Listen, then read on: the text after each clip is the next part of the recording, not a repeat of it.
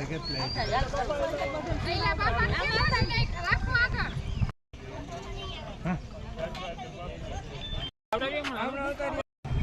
શ્રી રામ. ગૌરવ મહેતા, હિન્દુ સેના પ્રમુખ, ધ્રોલ શહેર. ગઈકાલનો આ પ્રશ્ન જે ખૂબ જ સેન્સિટિવ પ્રશ્ન છે, એ પ્રશ્નને લઈને હિન્દુ સેના તત્પર કાલથી કામે લાગી ગઈ છે અને પ્રશાસનને પણ જગાડવાની કોશિશ ચાલુ છે અમારી. અને અમારા એમએલએ શ્રી મેઘજીભાઈ સાથે પણ વાત થઈ છે. ટૂંકા ગાળામાં એ આ પ્રશ્નનો નિકાલ કરવા તૈયાર છે અને ટૂંક સમયમાં આ પ્રશ્નનો સોલ્વ થઈ જશે એવું અમને આશ્વાસન પણ પ્રશાસન તરફથી મળેલ છે.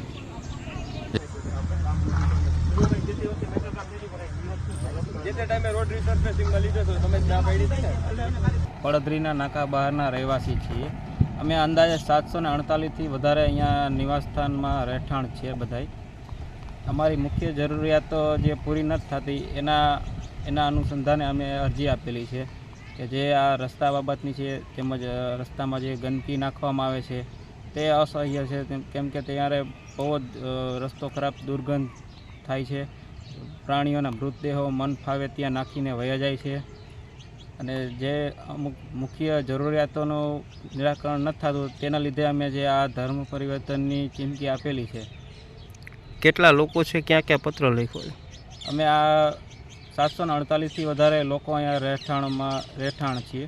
તેમજ પત્ર અમે નગરપાલિકામાં આપેલો છે, કલેક્ટર શ્રી સાહેબને આપેલો છે, તેમજ મુખ્યમંત્રી સાહેબને આપેલો છે, સરકારી તમામ કચેરી, આરોગ્ય વિભાગમાં પણ આપેલો છે, વગેરે જગ્યાએ આપેલો છે અમે આ પત્ર.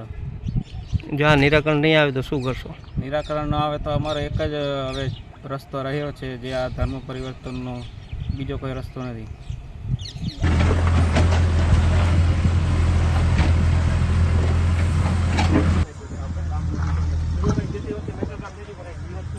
જે ટાઈમે રોડ રિસર્ફેસિંગમાં લીધો હતો 350 મીટરનો લીધેલો છે કે રોડ?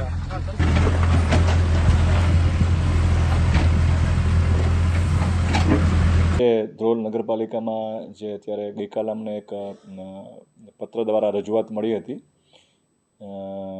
એ રજૂઆત મુખ્યત્વે લોકોનો રોષ સફાઈ સામે છે કે અમને સફાઈ થવી જોઈએ અને સફાઈ નગરપાલિકા દ્વારા થતી નથી એ બાબતનું છે. અને બીજું રસ્તાની એની વર્ષોથી માગણી છે, તો રસ્તાની પણ અત્યારે અમે એ માગણીને અનુસંધાને અમારી ટીમ અત્યારે ચીફ ઓફિસર શ્રી નગરપાલિકા ધ્રોલ, મામલતદાર શ્રી ધ્રોલ અને પ્રાંત અધિકારી અત્યારે સ્થળ ઉપર છે. અત્યારે ત્યાં ક્લિનિંગનું કેમ્પેન એટલે એક ઝુંબેશ, સફાઈ ઝુંબેશ અત્યારે ચાલુ છે અને અત્યારે આખી ટીમ ત્યાં કરે છે સફાઈ. અત્યારે લગભગ પ્રોગ્રેસમાં છે. 2-3 જેસીબી મશીન અને માણસો ત્યાં અત્યારે લાગેલા છે અત્યારે.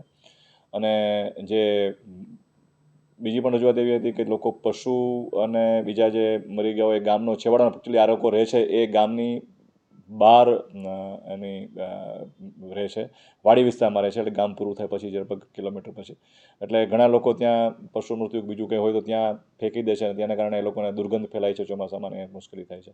તો સ્ટ્રિક્ટલી અમે લોકોને સૂચના આપી છે કે ત્યાં કોઈ ફેંકે નહીં, કશું ગંદકી કરે એવી કોઈ વસ્તુ ત્યાં ફેંકે નહીં, અને ફેંકે હશે એના માટે દંડાત્મક કાર્યવાહી પણ અત્યારે અમે કરવાનું નગરપાલિકાને સૂચના આપી છે. અને અત્યારે સફાઈ કરી અને જે પણ કોઈ આવું ગંદકી કરતા હશે એની પર કડક પગલું, દુકાનવાળા પણ કરતા હશે તો દુકાનને પણ સીલ મારવા સુધીના પગલાં લેવાની અત્યારથી સૂચના આપેલી છે.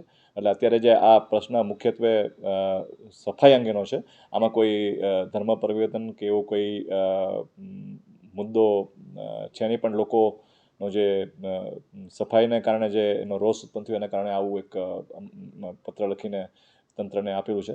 પણ અમે એને ગંભીરતાથી લીધું છે અને અમે એને કડક કાર્યવાહી કરવાનું અત્યારે અમારા તરફથી જિલ્લા વહીવટીતંત્ર પ્રયત્નશીલ છે.